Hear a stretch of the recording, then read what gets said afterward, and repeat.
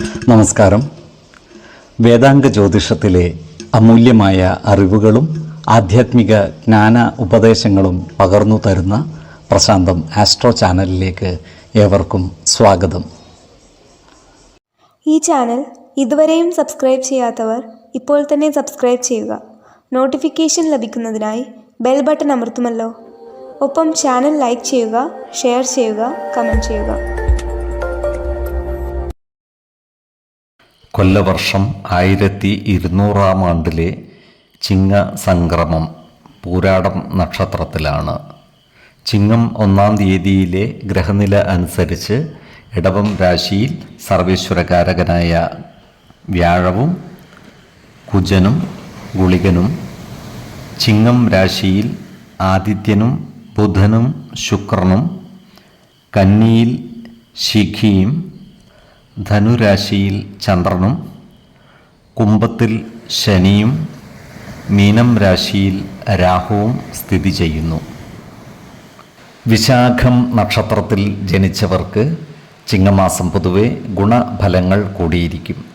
ഈ നക്ഷത്രക്കാർക്ക് കർമ്മ മേഖലയിൽ കാര്യങ്ങൾ അനുകൂലമാണ്. ജോലിസ്ഥലത്ത് സഹപ്രവർത്തകരിൽ നിന്നും നല്ല സഹകരണങ്ങൾ ലഭിക്കുന്നതാണ്. ഇവർക്ക് ഭൂമിയിൽ നിന്നുള്ള വരുമാനം വർദ്ധിക്കുന്നതാണ്. നഷ്ടപ്പെട്ടു പോയ വസ്തുവകകൾ തിരികെ ലഭിക്കുവാനുള്ള സാധ്യതകളും കാണുന്നുണ്ട്. ഈ നക്ഷത്രക്കാരുടെ സന്താനങ്ങൾക്ക് പഠന കാര്യങ്ങളിൽ മികവ് പുലർത്തുവാൻ സാധിക്കുന്നതുമാണ്. ഈ നക്ഷത്രക്കാരായ വയോജനങ്ങൾക്ക് അനാരോഗ്യ പ്രശ്നങ്ങൾ നേരിടുവാനുള്ള സാധ്യതകൾ കാണുന്നുണ്ട്. ഇത്തരം ആളുകൾ ആരോഗ്യകാര്യത്തിൽ ഒരു പ്രത്യേക ശ്രദ്ധ പുലർത്തി മുന്നോട്ട് നീങ്ങുന്നത് ഗുണകരമായിരിക്കും. തുലാക്കൂറുകാരായ ഈ നക്ഷത്രക്കാർ സമ്പാദ്യത്തിൻ്റെ ഒരു ഭാഗം നല്ല കാര്യങ്ങൾക്കായി വിനിയോഗിക്കുവാനുള്ള സാധ്യതകൾ കാണുന്നുണ്ട്. ഇവർക്ക് മാനഹാനിയും വന്നു ചേരുവാനുള്ള സാധ്യതകൾ കാണുന്നുണ്ട്. അതിനാൽ കുടുംബത്തിലും ജോലിസ്ഥലത്തുമുള്ള അനാവശ്യ ഇടപെടലുകളും ഭാഷണങ്ങളും ഒഴിവാക്കി മുന്നോട്ട് നീങ്ങുവാൻ പരമാവധി പരിശ്രമിക്കേണ്ടതാണ്. വൃശ്ചികക്കൂറുകാരായ ഈ നക്ഷത്രക്കാർക്ക് ജോലി സംബന്ധമായും മറ്റും വീട് വിട്ടു നിൽക്കേണ്ട സാഹചര്യം വന്നു ചേരുവാൻ ഇടയുണ്ട്. അതുപോലെ ഇവർക്ക് വിദേശ വാസത്തിനുള്ള യോഗവും കാണുന്നുണ്ട്. ഇവർക്ക് ഉന്നത സ്ഥാനമാനങ്ങളും സുഖഭോഗങ്ങളും അനുഭവിക്കുവാനുള്ള യോഗവും ഉണ്ട്. ഏറ്റെടുക്കുന്ന കാര്യങ്ങളിലെല്ലാം വിജയം വരിക്കുവാൻ ഇവർക്ക് സാധിക്കുന്നതുമാണ്. ഈ നക്ഷത്രക്കാർ പൊതുവെ ആരോഗ്യകാര്യങ്ങളിൽ ജാഗ്രത പാലിക്കുന്നത് ഗുണകരമായിരിക്കും. 2, 11, 22 തീയതികൾ അനുകൂലമാണ്.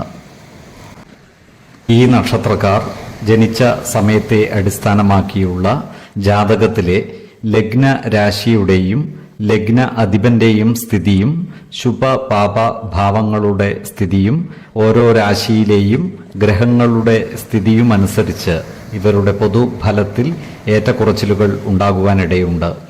കുടുംബ ദേവതകളെയും ഇഷ്ട ദേവതകളെയും ഉപാസിക്കുന്നത് ഇവർക്ക് ആയുരാരോഗ്യ സൗഖ്യമേകും. ഇഷ്ടദേവതാ മന്ത്രം 108 തവണ ദിനംതോറും ലിഖിത ജപം ചെയ്തു വരുന്നത് ഇവർക്ക് സർവ ഐശ്വര്യങ്ങളുമേകും.